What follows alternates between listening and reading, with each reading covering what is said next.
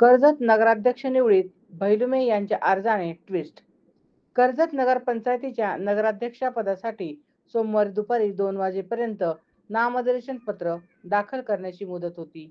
यावेळी सभापती राम शिंदे गटाकडून सत्तेतून बाहेर पडलेल्या काँग्रेसच्या रोहिणी सचिन घुले यांचा, तर आमदार रोहित पवार गटाकडून प्रतिभा नंदकिशोर भैलुमे यांनी नगराध्यक्षपदासाठी प्रत्येकी 2 असे एकूण 4 अर्ज दाखल केले.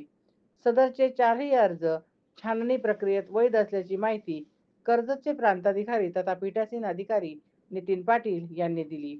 भैलुमे यांनी उमेदवारी अर्ज दाखल केल्याने निवडीत ट्विस्ट आला आहे.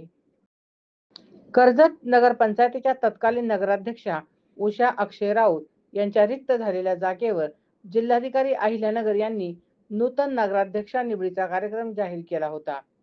त्या अनुषंगाने सोमवारी कर्जत नगरपंचायतीच्या सभागृहात मुख्याधिकारी अक्षय जायभाये यांच्याकडे नगराध्यक्षपदासाठी दुपारी 2 वाजेपर्यंत अर्ज दाखल करण्यासाठीची मुदत होती. कर्जत नगरपंचायतीच्या या निवडीकडे मतदारसंघासह राज्याचे लक्ष लागले आहे. सत्ताधारी गटात पदाधिकारी निवडीने असंतोष उफाळून आल्याने आमदार रोहित पवारांच्या सत्तेला त्यांच्याच गटाच्या 11 नगरसेवकांनी सुरुंग लावला.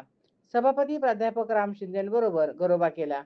त्यामुळे राम शिंदेंकडे भाजपसह एकूण 13 नगरसेवकांची संख्या झाली.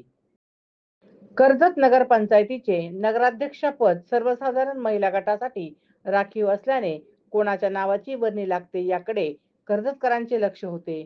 विद्यमान उपनगराध्यक्षा असणाऱ्या रोहिणी सचिन घुले यांचा एकमेव अर्ज 13 नगरसेवकांकडून नगराध्यक्षपदासाठी सोमवारी दाखल करण्यात आला. रोहिणी घुले यांच्या अर्जावर सूचक म्हणून भास्कर भैलुमे तर अनुमोदक संतोष मेत्रे यांच्या स्वाक्षऱ्या आहेत.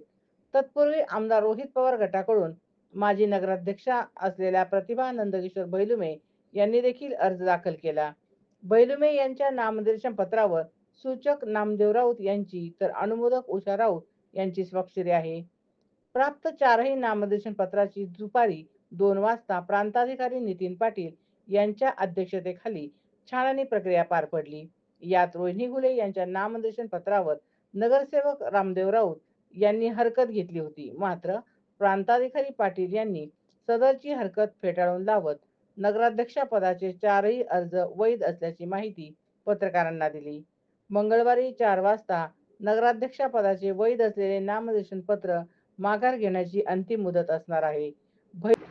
ताज्या घडामोडी पाहण्यासाठी सनवार्ता न्यूज चॅनलला लाईक करा आणि सबस्क्राईब करा. ताज्या घडामोडी पाहण्यासाठी सनवार्ता न्यूज चॅनलला लाईक करा आणि सबस्क्राईब करा.